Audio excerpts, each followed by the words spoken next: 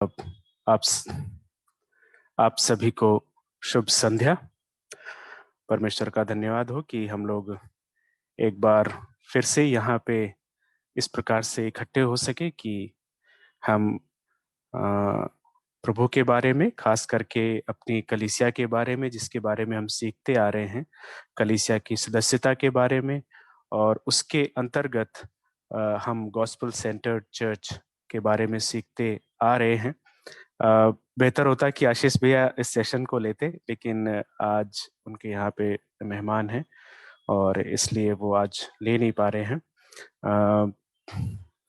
इस सेशन को लेने के लायक मैं बिल्कुल तो नहीं हूँ, क्योंकि जिन चीज़ों के बारे में बात की जा रही है उनमें बहुत ही आपने अभी पिछले कुछ हफ्तों में देखा होगा मेरी खामोशी को। तो ऐसी चीजें हैं जिसके कारण कि मैं अपने आप को बहुत कमजोर पाता हूँ इन सारी चीजों को बात करने के लिए। लेकिन जिस प्रकार से आशीष भैया ने याद दिलाया था कि हम सभी उसके सामने कमजोर हैं और हम अपनी ताकत से उस गॉस्पेल कल्चर को, गॉस्पेल सेंटर्डनेस को अपने कलीसियाओं में नहीं ला सकते। वो ऑलमाइटी है, वो हम ऑलमाइटी नहीं हैं, हम कंप्लीट नहीं हैं। इसको हम देख रहे थे उसके प्रेम के द्वारा कि उसका प्रेम कितना महान है, वो कितना महान है, इसके बारे में हम बात कर रहे थे। मैं चाहूंगा कि एक बार फिर से हम कुछ महत्वपूर्ण चीजों को हम देख लें जिसके बारे में हमने अभी तक बात की है, और उसके बाद में मैं चाहूंगा कि आशीष भैया जो हैं, जो जहां से उन्होंने छोड़ा था वहीं से आगे वो कंटिन्यू करेंगे। अगर आपको याद हो कि हम लोग रे आउटलैंड की एक किताब है, और उसके बाद उससे हम सीख रहे हैं the gospel how the church पोर्ट्रेस it. सुसमाचार को एक कलीसिया किस प्रकार से अपने जीवन में प्रदर्शित करती है। अ, और जब हमने इस बात को चालू किया था तो हम जानते हैं कि कलीसिया की स्वस्थ सदस्यता के लिए अगर हम कह रहे हैं कि हम स्वस्थ सदस्य हैं, तो उसमें गॉस्पेल का डॉक्ट्रिन और गॉस्पेल का कल्चर दोनों दिखना चाहिए। और गॉस्पेल का कल्चर, गॉस्पेल का डॉक्ट्रिन क्या है, इन दोनों बातों को सीखने के लिए हमने इस किताब की शुरुआत की थी। अब जब इस किताब की हमने शुरुआत की थी तो हमने शुरुआत में ही इस सवाल को पूछा था कि डॉक्ट्रिन और कल्चर, होता क्या है कि हम नेचुरली या तो डॉक्ट्रिन को ज्यादा मानते हैं, और मतलब नेचुरली देख हैं, और डॉक्ट्रिन के आधार पे जो कल्चर या जो व्यवहार में आना चाहिए, वो बहुत कम हम मानते हैं। The doctrine should translate into culture, but that does not happen at all, or sometimes happen only up to an extent, and that's where the challenge lies. दिनों की पहले की बात है, मैं करियर काउंसलिंग के लिए एक इंस्टीट्यूट में गया हुआ था। तो आईटीआई है और आईटीआई के साथ में और सारे बच्चे हैं, तो वहाँ पे इस बात पे बहुत स्ट्रेस किया जा रहा था कि देखिए आईटीआई में सिर्फ 1 घंटा होता है प्रिंसिपल्स को सिखाने के लिए, और 7 घंटे होते हैं आपको प्रैक्टिकल करने के लिए। और इस बात पे वो बहुत ही खुश थे कि हम लोग जो हैं वो प्रैक्टिकल लोग हैं, हम लोग जो हैं वो प्रैक्टिकल पर बहुत ज्यादा जोर देते हैं, प्रिंसिपल हम सिर्फ 1 घंटा सीखते हैं। और मैं वहां पर बैठ करके इस बात को सीख रहा था कि अगर आप हम अपने देश की हालत देखें, अभी जिस शहर में मैं रह रहा हूँ तो वहां पे सब सब तरफ खुदाई खुदाई पड़ा हुआ है, क्योंकि सीवर लाइन डाली जा रही है। तो आप देखेंगे कि जब आप एक चीज को छोड़ करके सिर्फ दूसरी चीज पे ही फोकस कर देते हैं, सारा ध्यान आपका उसी पर रहता है और बैलेंस नहीं रहता है, तो दिक्कत क्या होती है। अगर आप प्रिंसिपल्स यानी डॉक्ट्रिन पे ध्यान नहीं देते हैं तो आप सही तरीके से उसको व्यवहार में नहीं ला सकते। जब आप कोशिश करेंगे कि बिना प्रिंसिपल के ही, या प्रिंसिपल को या डॉक्ट्रिन को हम बहुत कम वक्त दें और उसके बाद में उसके आधार पे हम किसी कल्चर को डेवलप कर लें, तो ये बहुत ही मुश्किल बात होती है। क्योंकि आपने जब तक ये नहीं समझा कि सिद्धांत क्या है, उसको सही तरीके से आप नहीं समझेंगे, तो होगा ये कि या तो आप उसका उल्टा कर बैठेंगे या आप मैकेनिकल हो जाएंगे। और चर्चों में आपने देखा होगा कि ऐसे चर्चेस जो पे ही स्ट्रेस करते हैं, दे हैव बिकम मैकेनिकल। वो एक मशीन के जैसे हो गए हैं। वहां पे चर्च जो जो गॉस्पल का सिद्धांत है वो नहीं दिखता है। और इसी प्रकार से हम, जैसे कि मैं बात कर रहा था कि अब जहाँ पे देखिए सब कुछ खुदा हुआ है, जहाँ पे मैं रह रहा हूँ, वो इसलिए है क्योंकि प्रिंसिपल्स जो हैं वो पहले से ठीक से नहीं पढ़े गए। पॉलिसी फॉर्मुलेशन के टाइम पे ये होता है कि कम से कम आपको around more than 50% time should be invested in policy formulation. अब अगर वहां पे आप प्रिंसिपल्स पे टाइम नहीं देंगे तो होगा क्या कि आप 75% टाइम जो है आप एग्जीक्यूशन में ही लगे रहेंगे, because you have invested only 25% of your time in policy formulation. तो इसी प्रकार से ये चीज जब हम कलीसियाओं में देखते हैं कि कलीसिया जो है वो गॉस्पल के डॉक्ट्रिन के हिसाब से चलती है। अगर गॉस्पल का डॉक्ट्रिन ठीक से नहीं है तो होगा क्या कि गॉस्पल कल्चर डेवलप नहीं हो पाएगा, या गॉस्पल कल्चर जो है बहुत वीक होगा। तो हम इस बात को जानते हैं कि अ, अगर हम सच्चाई को बिना कृपा के साथ में, या अ, बिना ग्रेस के हम कहते हैं, तो वो बहुत ही कड़वी जान पड़ती है और वो हमें समझ में नहीं आती, या जिस प्रकार से उसका प्रतिफल होना चाहिए, फल मिलने चाहिए, उस प्रकार से नहीं होता।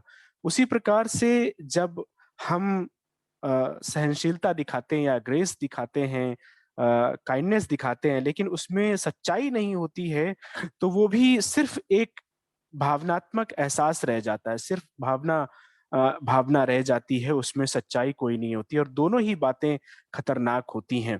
अ, अगर हम इस प्रकार से देखें कि अगर एक कलीसिया में गॉस्पल डॉक्ट्रिन है और गॉस्पल कल्चर नहीं है, इस कलीसिया में सिर्फ दिखावा होगा। Gospel doctrine minus gospel culture is equal to hypocrisy. अब अगर किसी कलीसिया में गॉस्पल कल्चर दिखता है लेकिन गॉस्पल गॉस्पल डॉक्ट्रिन नहीं है, तो होगा क्या कि वहां पे फ्रेजिलिटी होगी, मतलब बहुत ही कमजोरी होगी, और होगा यह कि बीच बीच में उस कलीसिया में बिखराव को हम देखेंगे। लेकिन अगर किसी कलीसिया में गॉस्पल डॉक्ट्रिन भी है और गॉस्पल कल्चर भी है, तो वो कलीसिया जो है वो बहुत ही स्वस्थ कलीसिया होगी, और वो एक पावरफुल कलीसिया होगी, एक सामर्थ्यशाली कलीसिया होगी। इस बात को हमने देखा था। अब अगर हम अपने इस सच्चाई को, जो कि अभी हमने जिसके बारे में हम बात कर रहे थे, अपने इंडियन चर्चेस के कॉन्टेक्स्ट में देखें, तो आप इस बात को समझ पाएंगे कि किस तरीके से ये बातें हमारे कलीसियाओं में दिखती हैं।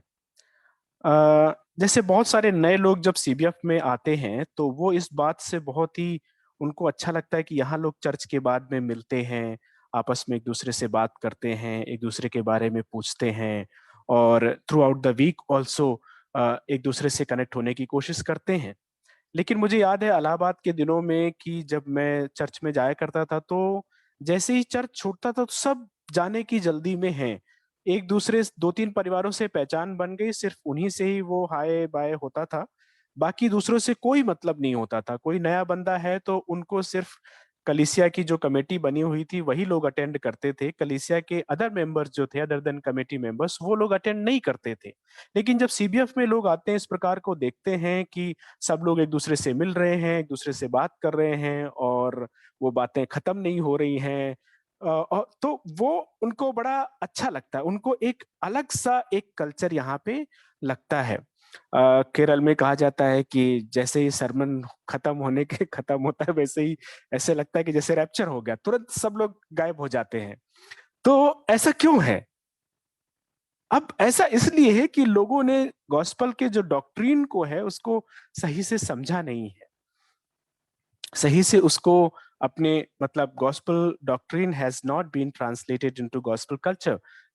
मतलब गॉस्पल का जो डॉक्ट्रिन है वो गॉस्पल के सभ्यता में या रीति रिवाजों में या व्यवहार में निकल करके नहीं आता है, या व्यवहार में सुसमाचार जो है वो नहीं दिखता है। और इसलिए ऐसा होता है कि लोग ना तो चर्च से खत्म होने के बाद में ही मिलते हैं, और अगर चर्च से खत्म होने के बाद में भी अगर आप नहीं मिलते तो फिर थ्रू आउट द वीक मिलना और बड़ा मुश्किल हो जाता है।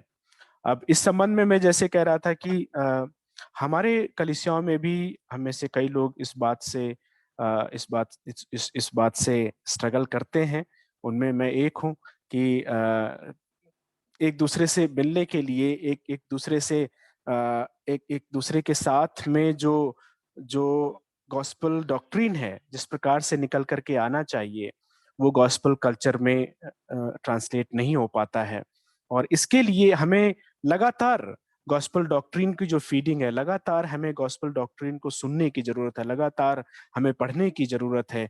तब जाकर के हम इस बात को समझ पाते हैं। तब धीरे धीरे गॉस्पल कल्चर जो है वो हमारी कलीसियाओं में, हमारे बीच में डेवलप होता है। अगर साधारण भाषा में कहें तो गॉस्पल डॉक्ट्रिन जो है, जिस प्रकार से हमने देखा था कि यूहन्ना 3:16 में दिखता है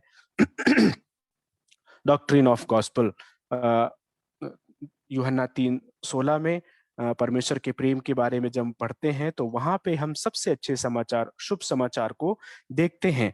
और ये शुभ समाचार जब आपसी रिश्तों में दिखता है कि जैसा प्रेम उसने हमसे किया वैसा प्रेम हम दूसरे से करते हैं, तब जाके हम उसको गॉस्पल कल्चर कहते हैं। साधारण सी भाषा में अगर हम कहें तो इसी बात को हम अ, अगर अपने समाज में देखें, तो अगर मैं कास्टिज्म विद इन क्रिश्चियनिटी की बात करूं तो ऐसा किस लिए है? क्योंकि गॉस्पल का जो डॉक्ट्रिन है वो या तो ठीक से पढ़ाया नहीं गया, या ठीक से पढ़ाया गया तो लोगों ने ठीक से पढ़ा नहीं, समझा नहीं, एक्सेप्ट नहीं किया।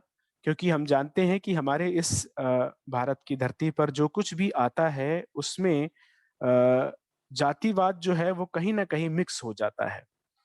और वो मिक्स इसलिए हो जाता है क्योंकि हमारे डॉक्ट्रिन जो है वो मिक्स्ड अप है। हम कहते तो हैं कि हम बाइबल के साथ में खड़े हुए हैं, लेकिन जहां से हमने चालू किया था, यानी कि अगर देखें तो हम सभी लोग हिंदुइज्म से ही निकल करके आए हैं। कोई एक पीढ़ी पहले आया, कोई 10 पीढ़ी पहले आया, इस प्रकार से हम इस बात को देखते हैं। और दूसरा तरफ जो है वो एनिमिस्ट को हम देखते हैं, जो लोग प्रकृति की पूजा करते थे, पेड़ की पूजा, रिवर की पूजा, पहाड़ों की पूजा करते थे। तो इस प्रकार से हम सभी लोग एक ऐसे बैकग्राउंड से निकल करके बाइबल के परमेश्वर को मानते हैं जहां पे हमारे डॉक्ट्रिन जो है वो मिक्सड अप हो जाते हैं। अगर हमने सावधानी नहीं बरती या कलीसिया में है इसके लिए हमें नहीं सिखाया गया।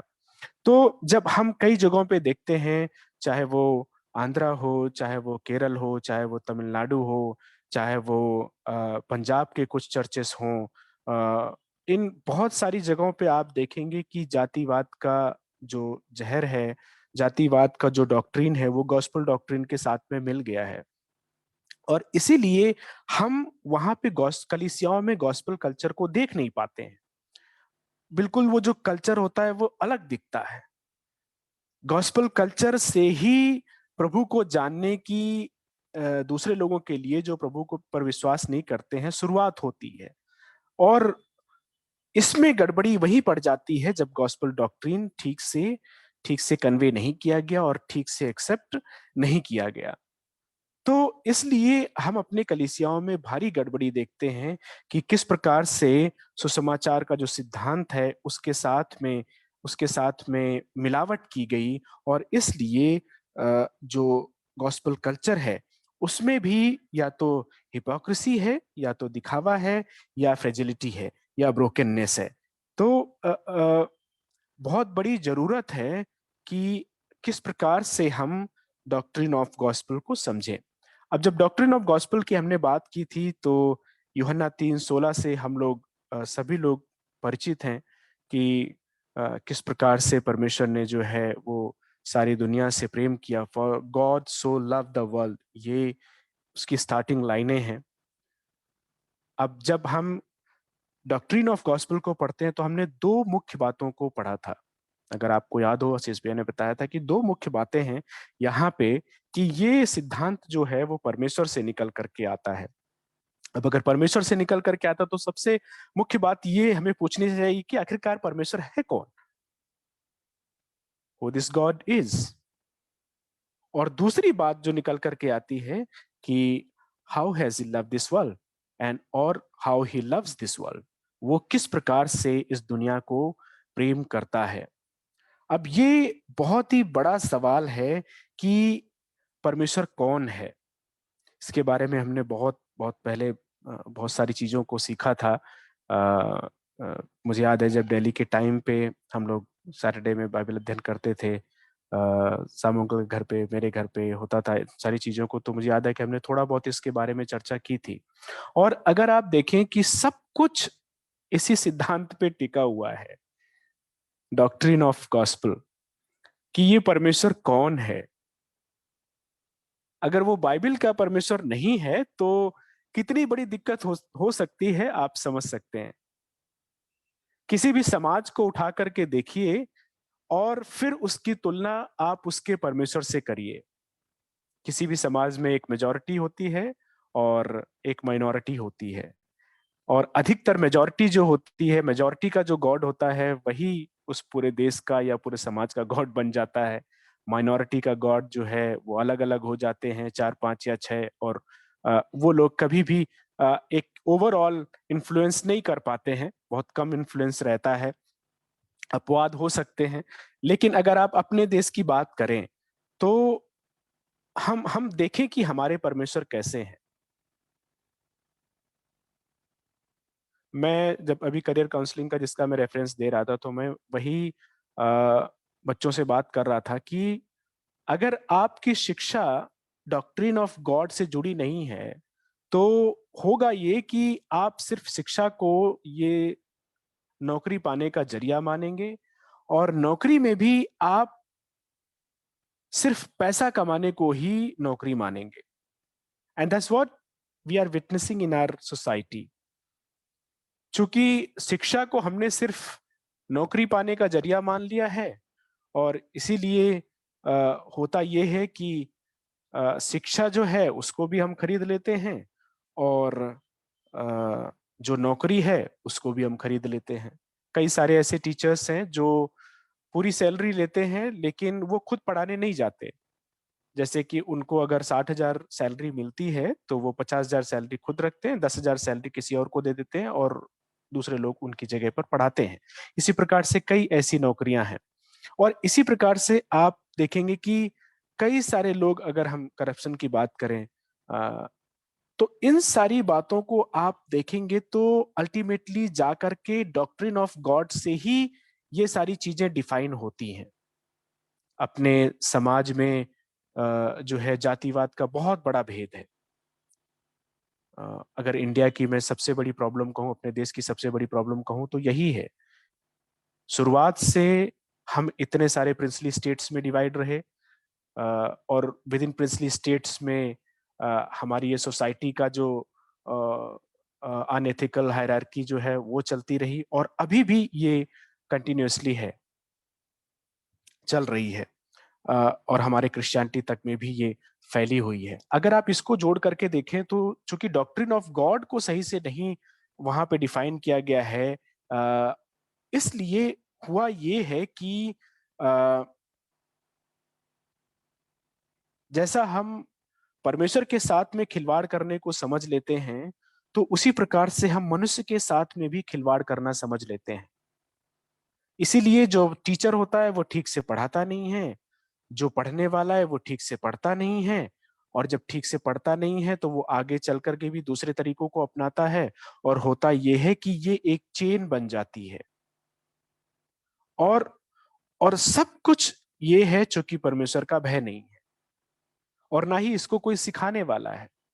चूंकि आपको किताबों में पढ़ाया जा रहा है सत्य और अहिंसा, लेकिन जब आप किताबों की दुनिया से बाहर निकल करके जा रहे हैं तो उसके बीच में एक बड़ा गैप है, और इस बड़े गैप को इसलिए नहीं भरा जा सकता क्योंकि डॉक्ट्रिन में ही गड़बड़ी है।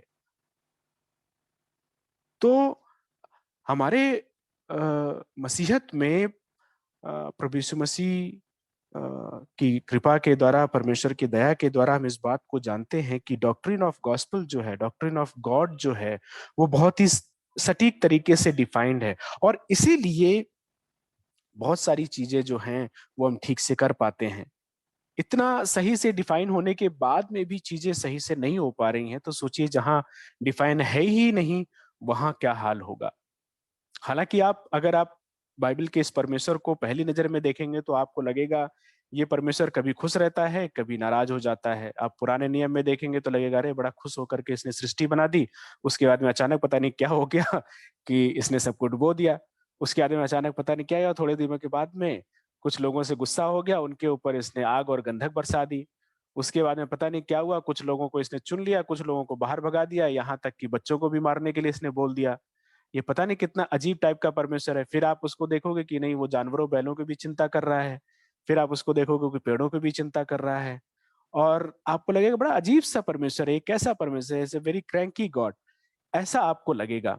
और आपको लगेगा कि ये परमेश्वर जो है ना वो कुछ करने नहीं देता है, कुछ मजे नहीं लेने देता है, सब चीज में गड़बड़ी डाल देता है, मतलब इतनी बंदिशें लगा देता है कि what kind of God is this. तो बड़ा अजीब सा लगता है हमें।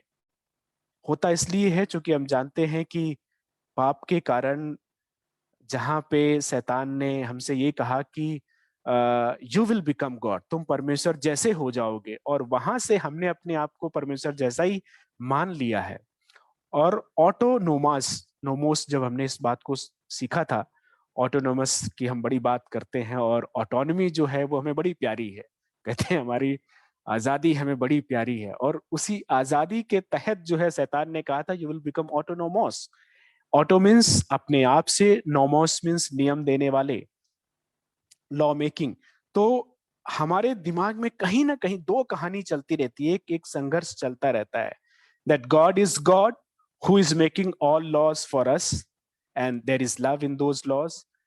और दूसरी तरफ हम अपने लिए खुद कहते हैं कि I am autonomous, I am the one who is making laws for my life.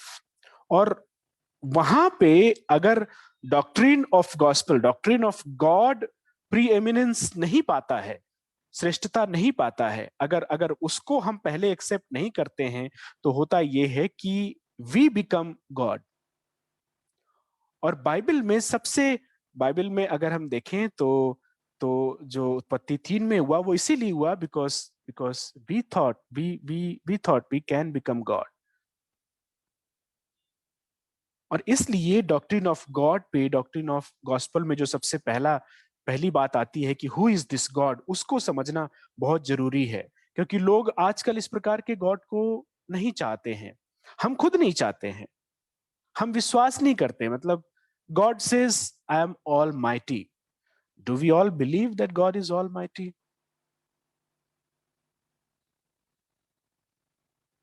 God says I am a loving God, do we believe that, do we really believe that is loving God? मुझे यहाँ बैठ करके रोज चिंता सताती है, रोज पता नहीं किसको किसको मैं यहाँ गवर्नमेंट में कोसता हूँ कि ये सही नहीं है, वो सही नहीं है, ये सही होना चाहिए, वो सही होना चाहिए। डर लगता है मुझे, समझ में नहीं आता कि आगे फ्यूचर होने वाला क्या है। मैं कहता तो हूँ अपने होठों से कि God is almighty. If God is almighty, am I able to believe that he is in control? He has power and authority over each and everything, each and every affair of my life.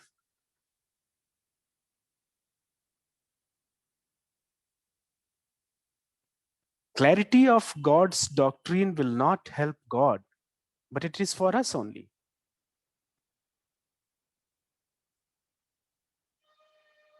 और that's where the struggle lies.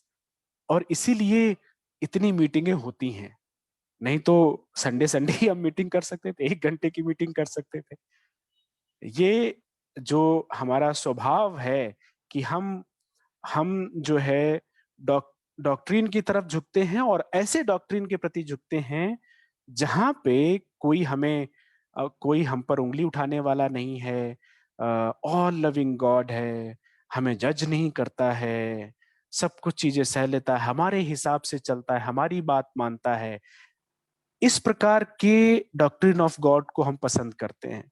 और इसी बात को तोड़ने के लिए, इसी बात को हटाने के लिए बाइबल जो है वो बार बार हमसे कहती है कि हम बाइबल को पढ़ें, बाइबल को, परमेश्वर को समझें। और इसीलिए इस कलीसिया में या कई अन्य कलीसियाओं में हम लोग इस बात को समझते हैं कि हु इज दिस गॉड।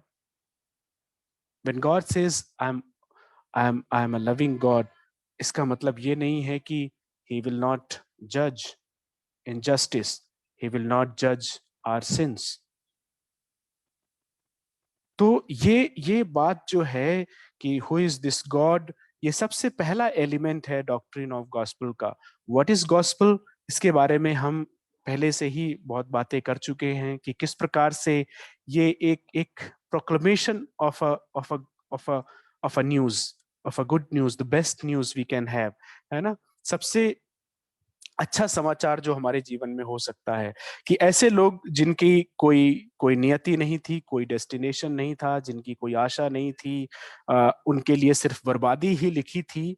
लेकिन ऐसे समय में एक ऐसा व्यक्ति आता है जो उनके लिए उनसे प्रेम करता है, और उनके लिए मर भी जाता है, और उनसे कहता है कि मैं सदा सदा के लिए तुमसे प्रेम करूंगा, तुम मेरे साथ में रहोगे, मैं तुम्हारी डेस्टिनी ही बदल देता हूं, मैं तुम्हारा डेस्टिनेशन ही बदल देता हूं। अब से तुम मेरे पुत्र और पुत्रियां कहलाओगे। अब से अब से जो है ये एक एक अलग प्रकार का कल्चर होगा तुम्हारे बीच में। अब से तुम मौत के लिए नहीं बने हो, अब से तुम जीवन के लिए बने हो। इस प्रकार का जो समाचार हमारे जीवन में आता है कि वो प्रभु यीशु मसीह जिसने की क्रूस पर उस भयानक मौत को सह करके हमसे इतना महान प्रेम किया, हम हमसे जो कि हम उससे नफरत करने वाले लोग थे, कभी कभी अभी भी हमारे जीवन में प्रदर्शित होता है, ऐसे लोगों से उसने इतनी मोहब्बत की। ये शुभ समाचार है। और इस शुभ समाचार का परमेश्वर जो है वो बिल्कुल अलग है। अगर हमने इस शुभ समाचार के परमेश्वर को नहीं पहचाना तो हम उसके प्रेम को भी नहीं पहचान पाएंगे। क्योंकि होता क्या है कि आ, हमारी आदत होती है कि we want to love people moderately, not massively. लेकिन जब हम बाइबल में आते हैं तो बाइबल का परमेश्वर जो है वो मॉडरेटली प्रेम नहीं करता। उसमें उसके प्रेम में मॉडरेशन नहीं है। उसके प्रेम में आ, ऐसा ऐसा नहीं है कि वो जहां उसको लगता है कि अरे मुझे खतरा है तो वहां अपने प्रेम को उसी हिसाब से ढाल लेता है, ऐसा नहीं है। जीवन के खतरा होने के बावजूद भी उसने बेइंतहा प्रेम किया है। और यही है गॉस्पल का डॉक्ट्रिन कि ये परमेश्वर कौन है और ये परमेश्वर कैसे प्रेम करता है। ये दो बातें उसके अंदर हैं। और अगर ये दो बातें जब हमारे रिश्तों में दिखनी चालू हो जाती, कलीसिया के बीच में जो भाई बहन हैं उनके रिश्तों के बीच में दिखनी चालू हो जाती हैं, तब हम कहते हैं कि कलीसिया में गॉस्पल कल्चर आ गया है। हम जानते हैं कि हमारे बीच में हम सभी किसी न किसी तरीके से टूटे हुए हैं। We all are broken people. It is the impact of sin. कई बार हम जानबूझ करके अपने आप को तोड़ते हैं। बार बार परमेश्वर के वचन को पढ़ने सुनने के बावजूद भी पाप का प्रभाव इतना मजबूत होता है, हम अपने आप को चूंकि परमेश्वर मान बैठे हैं, इसलिए हम बार बार तोड़ते रहते हैं अपने आप को। जब हम अपने आप को तोड़ते हैं तो हम ऐसा ना समझे कि सिर्फ उसका प्रभाव हमारे जीवन पे पड़ेगा, हमारे इर्द गिर्द जितने भी लोग हैं उनके ऊपर भी उसका प्रभाव पड़ता है। और जब उसका प्रभाव पड़ता है तो होता ये है कि बाहर की दुनिया की नजरों में डॉक्ट्रिन ऑफ गॉस्पेल पे बहुत बड़ी चोट पड़ती है। दे से hypocrisy, not doctrine of gospel doctrine, not gospel culture। तो जब उनको लगता है कि ये तो ऐसे ही है, और बहुत बहुत बड़ी उम्मीद की जाती है आपसे, बड़ी यहाँ पे दुनिया की हिपोक्रेसी ये है कि जैसे ही आप अपने आप को मसीही कहते हैं तो लोग आपको स्वर्गदूत समझने लगते हैं। वहां पे उम्मीदें बहुत बड़ी हो जाती है, उनको लगता है कि आप बिल्कुल ईसा मसीह जैसे बन गए हैं, कि हाँ, एक गाल पे तमाचा मारो, दूसरा गाल फेर दो, और आप बहुत लविंग हो, आप आपके साथ में कुछ भी किया जा सकता है। दुनिया को इसी तरीके से दिखाया गया है, मूवीज के द्वारा या अलग अलग प्रकार की मीडिया के द्वारा उनको इसी प्रकार से दिखाया गया है। तो वहां पे अ, इस बात को बड़ी समझने की जरूरत होती है कि किस प्रकार से हम डॉक्ट्रिन के साथ में खड़े हुए हैं, और किस प्रकार से ये जो डॉक्ट्रिन है वो हमारे कल्चर में, गॉस्पल कल्चर में ट्रांसलेट होकर के आता है। बहुत बहुत बड़ा चैलेंज है हर एक कलीसिया का। अगर आप देखें, दुनिया में सबसे बड़ी समस्या जो है आजकल वो है लोनलीनेस। लोनलीनेस जो है वो बिल्कुल उल्टा है गॉस्पल कल्चर के। गॉस्पल कल्चर जो है, it's a culture of belongingness, it's a culture of community. जैसे कि हम पढ़ रहे थे कि डॉक्ट्रिन ऑफ गॉड ही हमारा जो है वो कम्युनिटी का है। It's not a culture of, it's not a doctrine of loneliness. Our God is not a monotheist God. हमारा परमेश्वर जो है वो ट्रायून परमेश्वर है, वो एक एकेश्वरवादी मसीहत जो है वो सिर्फ आ, एक एक ईश्वर, इसको उल्टा ना समझे कि मतलब बहुत ज्यादा ईश्वर, बल्कि मतलब इसको समझाना बड़ा मुश्किल है। लेकिन आ, अंग्रेजी में बड़ा वन। अच्छा शब्द है कि मोनोथीस्ट जो है, मतलब सिर्फ आ, परमेश्वर जो है वो एक ही व्यक्ति है। ऐसा ऐसा सिद्धांत हमारे बाइबल का नहीं है। जिस तरीके से हमने समझा था कि बाइबल का परमेश्वर जो है वो त्रिएक परमेश्वर है, यानी कि उसके अंदर तीन व्यक्ति हैं। परमेश्वर एक ही है लेकिन तीन व्यक्ति हैं, परमेश्वर पिता, परमेश्वर पुत्र और परमेश्वर पवित्र आत्मा। इनका तीन होना, इनका ये छोटा सा कम्युनिटी या छोटा सा समाज होना हमारे लिए एक बड़ा डॉक्ट्रिन है। This is doctrine of God. और यही जब परमेश्वर का जो सिद्धांत है, जब हम अपने जीवनों में लागू करते हैं कि अगर ये परमेश्वर हमारा कम्युनिटी में, समाज में रहता है, ये बिलोंगिंगनेस है या एक दूसरे के साथ में संगति है, और वही संगति जब हम अपने अपने परिवारों में, अपने कलीसियाओं में दिखाते हैं, तब जाकर के ये परमेश्वर का सिद्धांत जो है वो हमारा कल्चर बन जाता है, हमारा व्यवहार, हमारी सभ्यता, हमारा रीति रिवाज बन जाता है। अगर परमेश्वर के सिद्धांत में ही ये समाज नहीं है तो समाज बन ही नहीं सकता। अगर हमारा ईश्वर जो है वो अपने फायदे के लिए हमारा इस्तेमाल करता है, या वो किसी दूसरे ईश्वर के साथ में उसकी बनती ही नहीं है, दूसरे ईश्वर के अस्तित्व को देख करके उसको खतरा महसूस होने लगता है, तो ऐसे परमेश्वर के सिद्धांत से एक स्वस्थ समाज बन ही नहीं सकता।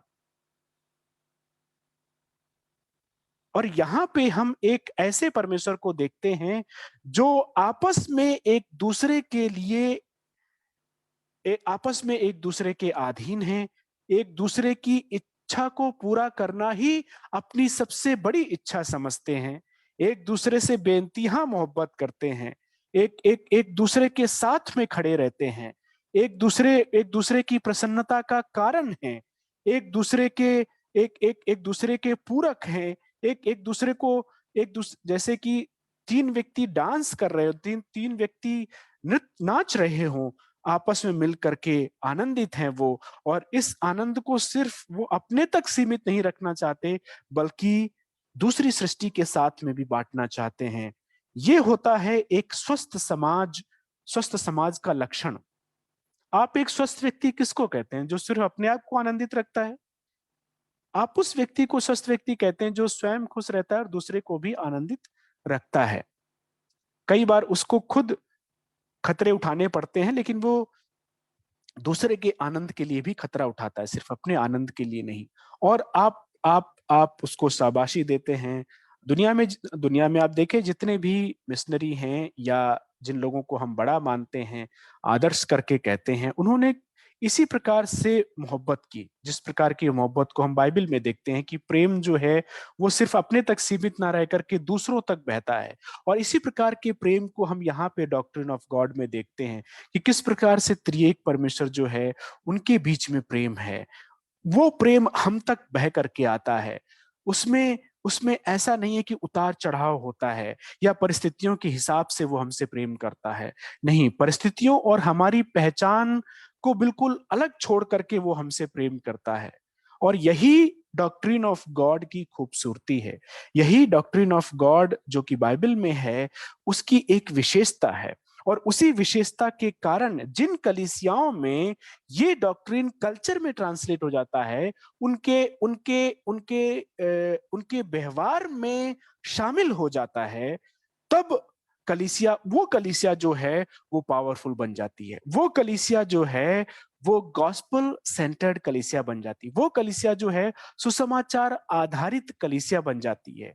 हमको बाइबल इसीलिए बुलाती है कि हम स्वयं में व्यक्तिगत रूप से गॉस्पल सेंटर पर्सन हो, यानी कि हमारा जीवन सुसमाचार पे आधारित हो, और हमारी जो कलीसिया का जीवन है वो भी गॉस्पल सेंटर्ड हो। और वो ऐसा नहीं होता है कि अकेले अकेले हम अपने रास्ते जा रहे हैं तब एक कलीसिया गॉस्पल सेंटर बन जाएगी, नहीं। जैसे कि त्रिएक परमेश्वर एक साथ विद्यमान रहता है, मौजूद रहता है, उसी प्रकार से एक साथ मिल करके हम सभी को कलीसिया में इस डॉक्ट्रिन ऑफ गॉड को अपने व्यवहार में शामिल करने की जरूरत है। और इसीलिए हमें रविवार के संदेशों के द्वारा या जिन किसी भी मीटिंग में हम मिलते हैं, उन मीटिंग में हमें इसी बात के लिए बाइबल परमेश्वर अपने वचन के द्वारा, अपने दासों के द्वारा हमें इस बात के लिए उत्साहित करता है, हमें इस बात को बार बार दिखाता है। इतिहास में जो लोग रहे उसको मानने वाले, उनके लोगों के जीवन के द्वारा दिखाता है कि देखो किस प्रकार से परमेश्वर के साथ में, जैसा बाइबल का परमेश्वर है उस प्रकार से व्यवहार करना, उसको अपने व्यक्तिगत जीवन में और सामुदायिक जीवन में, समाज के साथ जीवन जीने में किस प्रकार से बदलाव आता है। हम पहले शताब्दी की कलीसिया की बात करते हैं। पहले शताब्दी की कलीसिया में हम देखते हैं कि किस प्रकार से लगातार लोग जोड़े गए, किस प्रकार से लोगों ने प्रभु के प्रेम को, इस डॉक्ट्रिन ऑफ गॉड को, ये गॉड ऑफ लव को किस प्रकार से उनके जीवनों में देखा। आपको याद हो कि एक ऐसा समय था 17वीं 18वीं शताब्दी में, जब यूरोप में खतरनाक तरीके से प्लेग फैला हुआ था। लोगों ने अपने सगे संबंधियों को, माँ बाप को भी, अपने बच्चों को भी मरने के लिए छोड़ दिया था। ये कुछ इस प्रकार से था जैसे कि कोरोना की पहली और दूसरी लहर, जहाँ पे लोगों ने अपने माँ बाप को भी छूने से मना कर दिया, अपने बच्चों को भी छूने से मना कर दिया, बहुत सारे लोगों ने, क्योंकि उनको डर था अपनी जिंदगी के बारे में कि हमारी जिंदगी पे खतरा आ जाएगा। और एक ऐसा समय था वहां पे, लेकिन पहली शताब्दी की कलीसिया ने अपने जीवन का खतरा मोल लेकर के भी लोगों से प्रेम किया। जो लोग प्लेग के कारण प्रभावित थे, प्लेग के कारण बीमार थे, उन लोगों की सेवा की उन्होंने। और इस बात को इतिहासकारों ने लिखा है, जिन्होंने देखा कि जब कोई भी समाज लोगों की मदद करने के लिए नहीं आ रहा था, तब मसीही समाज सड़कों पे था, और मसीही समाज ने जाकर के ऐसे लोगों के लिए मदद की। अपने जीवनों को भी उन्होंने अपने जीवनों की भी परवाह नहीं की। ये कहाँ से निकल करके आया? ये डॉक्ट्रिन ऑफ गॉड से ये व्यवहार निकल करके आया। जो मसीही, जिन्होंने अपने परमेश्वर को ठीक से समझा कि मेरा परमेश्वर ऐसे लोगों के लिए मर सकता है जो कि उसके खिलाफ थे, जो उससे नफरत करते थे, तो क्या मैं ऐसे लोगों से प्रेम नहीं कर सकता हूं जो शायद मुझसे नफरत करते हों, जो शायद लायक नहीं है, जो शायद खतरनाक हैं, जिनसे प्रेम करना शायद ऐसा हो सकता है कि मैं अपने जिंदगी का नुकसान ले बैठूं, मैं अपनी जिंदगी भी खो दूं। और इसी सिद्धांत के कारण लोगों ने प्लेग जैसी घातक बीमारी से ग्रसित लोगों से प्रेम किया। कोरोना में भी हमने ऐसे बहुत सारे उदाहरणों को देखा कि जहां पे मसीह समाज ने प्रेम दिखाया, कई और अन्य समाज ने प्रेम दिखाया। परमेश्वर का जो कॉमन ग्रेस है वो कई लोगों के ऊपर भी दिखता है जहां पे हम इस प्रेम को देखते हैं। लेकिन खास करके ऐसे लोगों से अपेक्षा की जाती है, ऐसे लोगों से उम्मीद की जाती है जो अपने आप को मसीह कहते हैं, बाइबल के लोग कहते हैं, उनसे ये सबसे पहले उम्मीद की जाती है कि हम अपने जीवनों में परमेश्वर के इस प्रेम को दिखाएं। आसान नहीं है, क्योंकि परमेश्वर जो कहता है कि मैं ऑलमाइटी हूं, मैं लविंग हूं, उस पे ही विश्वास करना बड़ा मुश्किल होता है। लेकिन परमेश्वर ने अपने पुत्र को भेज करके, पवित्र आत्मा को भेज करके हमारे लिए किस प्रकार से सहायक भेजे हैं, अपने जीवित वचन को भेजा है, अपने दासों को हमारे बीच में रखा है, जहां पे हम इस प्रकार के डॉक्ट्रिन ऑफ गॉड को समझते हुए हम इसको अपने व्यवहार में शामिल कर सकते हैं। और ये हमारे जीवन में कल्चर, गॉस्पल कल्चर निखर करके, बन करके निखरता है, बाहर दिखता है, सिर्फ हमारे व्यक्तिगत जीवन में नहीं बल्कि हमारे कलीसिया के जीवन में भी। प्रियो, गुजारिश है, प्रार्थना है कि जिस प्रकार से हम इस किताब को पढ़ रहे हैं, हम इस बात को समझें कि कलीसिया जो है वो किस प्रकार से सिर्फ एक इमारत नहीं है, भवन नहीं है, बल्कि ये हार्ड मास के लोगों का एक समूह है, जिनके धड़कते हुए दिल हैं, जिनकी भावनाएं हैं, जिनको चोट पहुंचती है हमारे शब्दों से, जिनको फर्क पड़ता है हमारे बात करने से, जिनको फर्क पड़ता है हमारे साथ खड़े होने से या ना खड़े होने से। ऐसे लोगों के साथ में डॉक्ट्रिन ऑफ गॉड हमारा कैसे निकल करके आता है? क्या इनके साथ व्यवहार में हमारा डॉक्ट्रिन ऑफ गॉड दिखता है? वो एक बड़ा सवाल है। कई बार हम इसको इसलिए भूल जाते हैं क्योंकि हम डॉक्ट्रिन ऑफ गॉड पे ही ज्यादा फोकस करते हैं।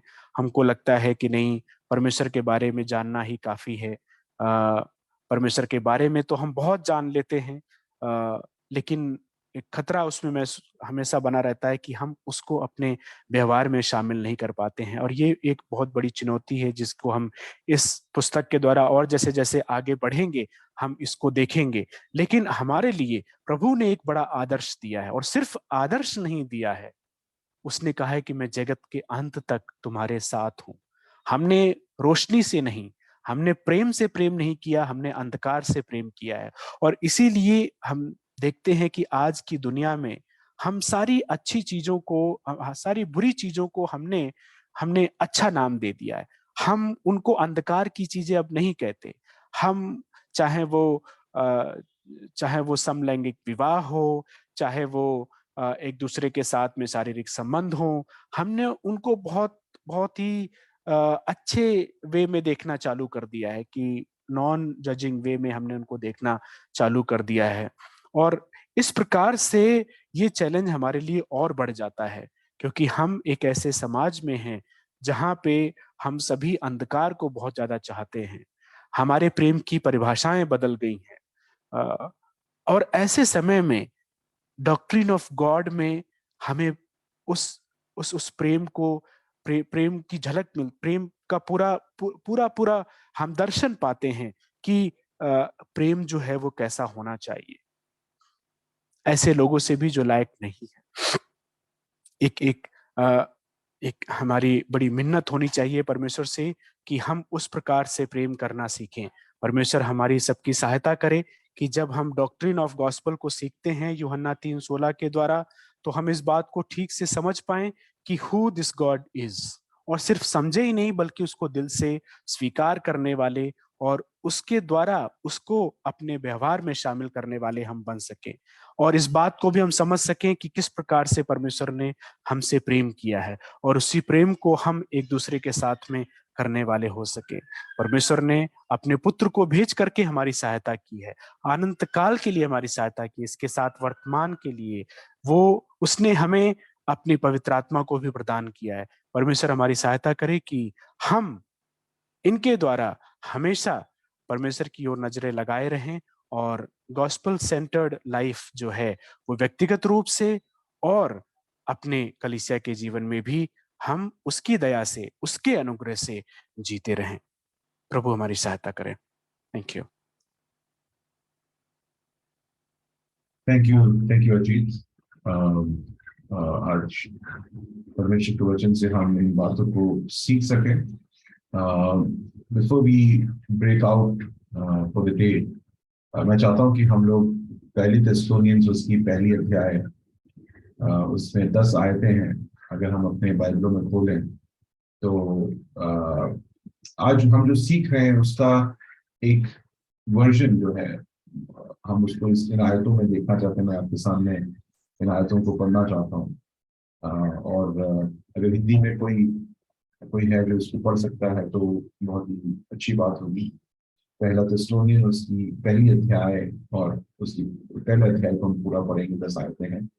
कहना मैं ये चाहता हूँ कि जिस बात को हम सीखना चाह रहे हैं कि अगर हमारे जीवनों में सिद्धांत, हमारे जीवनों में सुसमाचार का सिद्धांत होना बहुत जरूरी है, जिससे कि हम उस संस्कृति को, सभ्यता को, उस व्यवहार को अपने कलीसिया में ला सकें। हम दोनों चीजों का बैलेंस हमारे जीवन में बहुत जरूरी है। दोनों चीजों को का होना हमारे जीवन में बहुत जरूरी है। जब मैं थेस्सलोनियंस में कुछ दिनों से मैं इसमें सीखने की कोशिश कर रहा हूँ, तो इस चीज को यहाँ पर लिखा गया है और मैं उस चीज को आपके सामने रखना चाहता हूँ। बाद में समय मिलेगा तो कभी इस पर हम ध्यान फरमाएंगे आराम से, परंतु इन आयतों का हम पढ़ लें। जीत आप कैसे हैं? ओके। पहला थिस्सलुनीकियों उसका पहला अध्याय। पौलुस और सिलवानुस और तीमुथियुस की ओर से थिस्सलुनीकियों की कलीसिया के नाम, जो परमेश्वर पिता और प्रभु यीशु मसीह में है, अनुग्रह और शांति तुम्हें मिलती रहे। हम अपनी प्रार्थनाओं में तुम्हें स्मरण करते और सदा तुम सब के विषय में परमेश्वर का धन्यवाद करते हैं और अपने परमेश्वर और पिता के सामने तुम्हारे विश्वास के काम और प्रेम का परिश्रम और हमारे प्रभु यीशु मसीह में आशा की धीरता को लगातार स्मरण करते हैं। हे भाइयों, परमेश्वर के प्रिय लोगों, हम जानते हैं कि तुम चुने हुए हो, क्योंकि हमारा सुसमाचार तुम्हारे पास ना केवल शब्द मात्र ही में, वरन सामर्थ्य और पवित्र आत्मा में और बड़े निश्चय के साथ पहुंचा है। जैसा तुम जानते हो कि हम तुम्हारे लिए तुम्हारे बीच में कैसे बन गए थे। तुम बड़े क्लेश में पवित्र आत्मा के आनंद के साथ वचन को मानकर हमारी और प्रभु की सी चाल चलने लगे, यहाँ तक कि मकिदुनिया और अखाया के सब विश्वासियों के लिए तुम आदर्श बने, क्योंकि तुम्हारे यहाँ से ना केवल मकिदुनिया और अखाया में प्रभु का वचन सुनाया गया, पर तुम्हारे विश्वास की जो परमेश्वर पे है, हर जगह ऐसी चर्चा फैल गई कि हमें कहने की आवश्यकता ही नहीं, क्योंकि वे आप ही हमारे विषय में बताते हैं कि तुम्हारे पास हमारा आना कैसा हुआ और तुम कैसे मूर्तों से परमेश्वर की ओर फिरे, ताकि जीवते और सच्चे परमेश्वर की सेवा करो और उसके पुत्र के स्वर्ग पर से आने की बाट जोहते रहो, जिसे उसने मरे हुए में से जिलाया, अर्थात यीशु की, जो हमें आने वाले प्रकोप से बचाता है। जब समय मिलेगा तो इस पर हम आराम से ध्यान फरमाएंगे, मगर पहली चीज जो मैं बोलना नहीं चाहता हूँ कि जब पौलुस यहाँ पर था तो इतिहासकारों के हिसाब से यह कहा जाता है कि थिस्सलुनीका में जब वो पहुंचा तो वहां पर मुश्किल से उसको कई लोग कहते हैं 15 दिन या कई लोग कहते हैं 30 दिन, उतना ही समय उनको उसको मिला वहां पे इन विश्वासियों को परमेश्वर का वचन बांटने के लिए। और उसके बाद हम देखते हैं किस प्रकार वो जो परमेश्वर का जो जो सुसमाचार जो बांटा गया है। Verse 5, because of the gospel came to you not in word but in power, the Holy Spirit with full conviction. We see the gospel, हम देखते हैं कि सुसमाचार बटा। और सबसे बड़ी बात जो हम यहाँ पे देखते हैं कि उन्होंने सिर्फ उसको सुसमाचार को जब सुना, उन्होंने सुनकर बस वहां पे आराम करने वाले नहीं बने, बट क्या कहता है 7वीं आयत में, कहता है कि तुम्हारा जो नमूना जो है, your example, you became an example to all believers in Macedonia and Achaia, and for they themselves report concerning the kind of reception we had among you, how you turned to God from idols to serve the living God. So मैं जब आज ये जो हम लोग gospel के बारे में सुन रहे हैं, गॉस्पेल कल्चर के बारे में सुन रहे हैं, तो ये आयत मेरे सामने बहुत जोर से मेरे सामने आया कि किस प्रकार हम देखते हैं कि जो सुसमाचार जो उनके अंदर गया, वो उन्होंने सुना और उसको कार्यगर किया। 3 चीजों को हम यहाँ पर जो देखते हैं, जो जिसके लिए पौलुस परमेश्वर को धन्यवाद देता है, वो 3री आयत में हम देखते हैं। पौलुस उनको धन्यवाद, परमेश्वर को धन्यवाद देता है किन 3 चीजों के लिए? For the work of faith and the labour of love and the steadfastness of hope in the Lord Jesus Christ. And that is what we see. और उस चीज का जो एग्जाम्पल है, वो पूरे दुनिया, पूरे उस क्षेत्र में जितने बाकी मसीह जन थे, बाकी कलीसियाओं में, उन्होंने उनके इन चीजों के लिए उनकी तारीफ करी, उनको उनके बारे में बताया, उनकी सराहना करी। जब हम अपनी कलीसिया के बारे में सोचते हैं प्रिय अजीजों, क्या हम लोग इन सुसमाचार, हमको हर बार हम उन कुछ सौभाग्यपूर्ण लोगों में से हैं जिनको सुसमाचार सिर्फ 15 दिन के लिए नहीं मिला है या 30 दिन के लिए नहीं मिला है। हमको सुसमाचार हर वक्त, हर हफ्ता, कई बार हमको समाचार मिलता है, कई बार हमें परमेश्वर के वचन सिखाया जाता है। परंतु क्या हमारा जो विश्वास का जो कार्य है, या प्रेम का जो परिश्रम है, या हमारी आशा का जो दृढ़ता है, वो क्या लोगों में दिखता है? क्या हम ऐसी संस्कृति बना पाए हैं जहां पर लोग हमारी सराहना करते हैं, हमारी तारीफ करते हैं? क्योंकि हमारा जो संस्कृति है, वो सुसमाचार के अनुभव या सुसमाचार के ऊपर निर्भर या बनी हुई एक संस्कृति है। तो अगर हो सके कि जब हम थिस्सलुनीका के बारे में देखते हैं, एंड मैं बिल्कुल साफ बताना चाहता हूँ कि थिस्सलुनीका जो कलीसिया थी, वो परफेक्ट कलीसिया नहीं थी। आगे जब आप इसकी जब आप इसको ध्यान से पढ़ेंगे, इसके ऊपर ध्यान करेंगे, बहुत सारी मुश्किलें हैं, बहुत सारी दिक्कतें हैं यहाँ पे इस कलीसिया में। परंतु इसके बावजूद भी हम एक चीज देखते हैं, उन्होंने जो संस्कृति बनाई है सुसमाचार सुन के, वो लोगों ने उसको देखा। People saw that. They became examples to others. They became examples to the other churches around them. And that's the challenge that we should as CBF take up. ये एक चुनौती है जो हमें कलीसिया के रूप में देखना चाहिए कि क्या हम ऐसे ही समूह हैं जिनको कोई देखता ही नहीं है, और क्या हम ऐसे समूह हैं जिनकी संस्कृति जो है, जिनकी सभ्यता या व्यवहार बाकी लोगों में दिख रहा है, और उस लोग उसके बारे में बातचीत कर रहे हैं, उसके बारे में उसको सराह रहे हैं।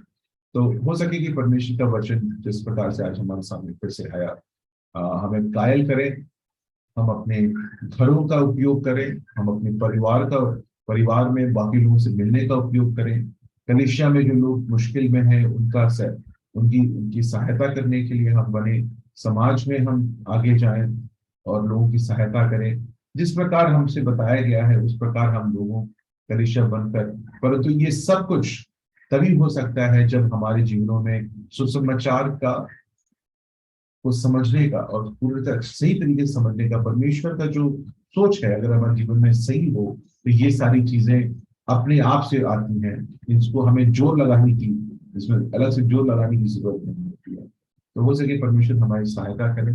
अगर कोई सवाल है तो हम इस समय को इस्तेमाल कर सकते हैं, नहीं तो आज की सभा को हम लोग प्रार्थना के द्वारा हम प्रार्थना करेंगे और आज की सभा करने के अंत करेंगे।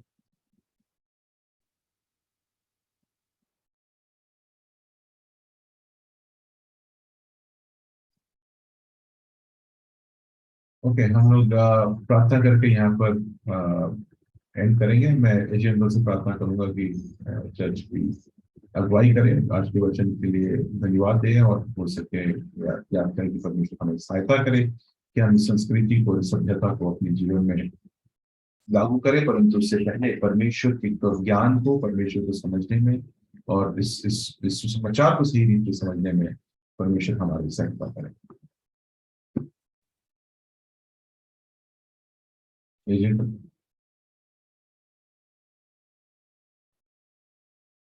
अभिषेक, ये संकल्प प्लीज। आइए हम प्रार्थना करेंगे।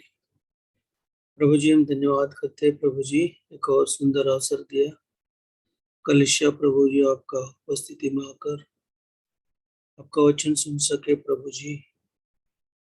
प्रभु जी जो सुसमाचार का प्रभु जी, जो प्रभु जी सिद्धांत और जो सिद्धांत से जो बना हुआ एक संस्कृति के बारे में सीख रहे प्रभु जी।